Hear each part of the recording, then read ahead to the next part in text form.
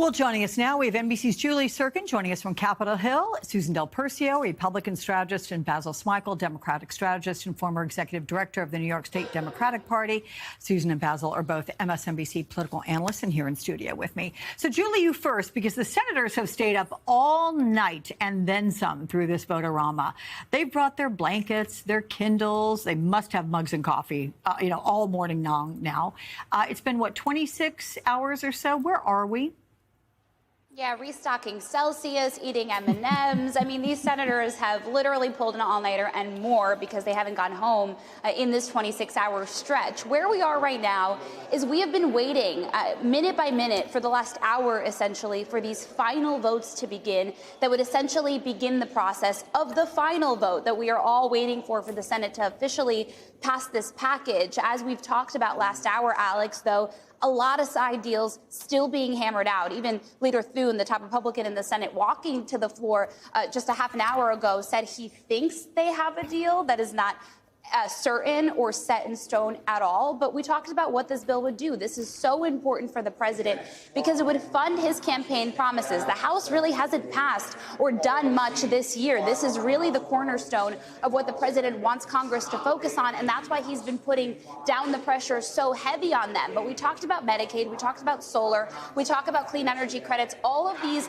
really sticky provisions, particularly for moderates to be able to accept. We already have two hard no's on this bill, and that is Senator Rand Paul and Senator Thom Tillis, who announced he is not running for re-election. So there really is no reason for him to fold at this stage. So you can almost guarantee that those two will be opposed to the bill. That leaves basically the spotlight all on moderates, and that is why we are watching, in particular, Lisa Murkowski so closely, because they've tried to get her to a yes, both on the energy provisions and also on some of the Medicaid alleviation, like the rural hospital funds and what have you. But we still don't know if Murkowski will ultimately get a yes to the end, as Thune here lays down the pressure in these final few minutes where senators are hoping to get this bill out of their chamber, where it goes to the House and has an uncertain future, Alex. Okay. Susan, Murkowski and Collins, those are the two that we're keeping an eye on, considered the moderates. What are your expectations for them? I think Lisa Murkowski could vote no. Susan Collins, I'm really curious about, mostly because I couldn't believe this when I read it yesterday. She has a 14% approval rating in Maine. 14% for Susan Collins in Maine. So, and the Democrat there, governor is above 50. So I'm just looking at this. Either way, she's probably in trouble, whether she faces a primary or she can lose a general election with supporting this bill. Maybe she ends up, I wouldn't be surprised if we hear a Thom Tillis kind of thing, that she votes no, and we later hear that she's not running for re-election. That's completely possible. But she's the one who I think if she votes no, this thing goes down. Does it? But couldn't you have J.D. Vance? Couldn't he help bring it, resuscitate it? He could, but I think there are a couple of others like Johnson from Wisconsin who may also end up saying, I can be a no. I can't let Rand Paul be the only one to stand on principle. Isn't that interesting, though? But then what would they face? I mean, Basil, let's talk about what they would face with the president. He would come after them big time. Yeah, oh, absolutely. There's no question about it. I don't know. Maybe Elon helps them at the end of the day. Who knows? Like he suggested. Yep, right. But no, this is a president who is always hell-bent on retribution. He'll go to Truth Social. He'll continuously raise their name in the press. He'll probably even recruit their opponents. But so there's that. But at the same time, these members could also find a way to actually gain some kind of support from their constituents by, I don't know, actually going to talk to them and tell them, I did this for you, and here is why. With 50-ish almost amendments later, have Democrats achieved anything, Basil? I think so. I think they've found a way in many different respects to extend the life of the debate around this bill. And in doing so, has given an opportunity for more Americans to learn more about what's in it.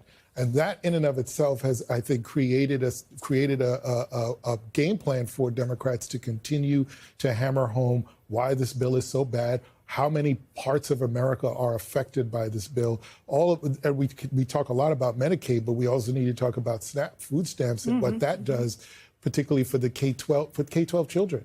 But I kind of disagree with it. But I kind of disagree with that. I don't think the Democrats come away with anything for in that regard. Where I do think they come away with something a plus is that they were able to force a lot of votes that the Republicans had to take that they will be used at those running for re-election probably.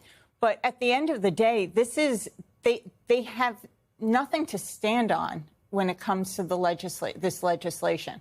I'd rather see them, frankly, talking about other things and kind of stop whining about this legislation and talk about, go after the Trump administration on what's happening now.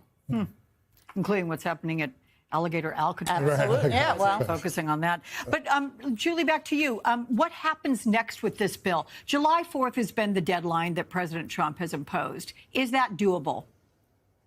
It is going to be really hard for them to get this done unless they are motivated by a recess, because we've seen them motivated by breaks before. But this situation just feels a little bit different. I was always under the impression, in talking with sources and having covered a bunch of these over the years, that if the Senate manages to pass this, the House will just be forced to swallow it, especially from the pressure coming across Pennsylvania Avenue. But even late last night, you heard Speaker Johnson essentially say that he has been in close coordination with Leader Thune, and he wants the bill to go back to looking how it looked in the House. Take a listen. We're going to pass this bill one way or the other, and I have prevailed upon my Senate colleagues to please get as close to the House product as possible. I've been very consistent from the very beginning, and I'll continue to do that. But is Johnson selling his members something and trying to promise them something that just isn't possible? Because the bill that's coming out of the Senate is different than the House on Medicaid, on the clean energy tax provisions. The AI provision is completely wiped from the bill, as we discussed. There's a rural hospital fund. They didn't cut as much from the deficit as Johnson promised, that $2 trillion number, only managing to cut $1.5 trillion. So Johnson has a real tough road ahead of him. I don't know how he gets this done by July 4th. But again, if the Senate manages to finish this morning or early afternoon, I think there's going to be a ton of phone calls placed from the White House to this side of the Capitol. Alex. Yeah, well, we don't think there'll be a phone call placed to Elon Musk anytime soon, because here's what's happening there. He is slamming what this bill calls. He's calling it's absolutely insane, right? He's pledging to launch his own political party if this bill gets passed. He's hearing from the president, guess what? I'm going to maybe come after your companies, or we're going to look a little further into everything and see how much the government is supporting you. He has since backed off. As of about 8:30 this morning, he was saying things like, this would be great, but I'm not going to go after this right now. But the Elon Musk factor, I mean, it extends to being able to finance politicians who would oppose Donald Trump. Right. Thomas Massie comes to mind. Right. And Elizabeth Warren found herself in agreement with Elon Musk, surprisingly, on strange bedfellows. Exactly, on this bill. But, Democrats should not hang their hat on what Elon Musk will or potentially could do to help their efforts to dethrone some Republicans. That's just that shouldn't be part of the strategy. And the reality is, at some point, Elon Musk is going to get tired of hearing himself say this about what he can and cannot do and move on to something else and find his way back into Donald Trump's good graces. Why? Because that's what he does, because of everything that is at stake for him in these contracts right here and now. So he'll say it today. Tomorrow could be something completely different. Strangest bedfellows ever, right? The bromance. Anyway, let me ask you this, since we talk about, he talks about Thomas Massie specifically. Think about how much money he could put into that race. He has said he's going to support him. Look at how much he did with Donald Trump. Really got him the election, considering how close it would have been without his money. Do you think he will put that money on Thomas Massie? Because he said he's going to. I mean, he can flip-flop on things. He can flip-flop on things, but that's not the place to put your money if you're Elon Musk, because Massie's loved in his district. Everyone knows what he's about. He's been consistent. I don't think he would. But even if he did, look at Wisconsin, the judicial race in Wisconsin. Elon Musk put a lot of money into that race, and he lost. He doesn't necessarily seem particularly good at politics. He's using it as a ways of frankly, lobbying in a very weird way. But he's basically telling lawmakers that I have money, I'll put it against you.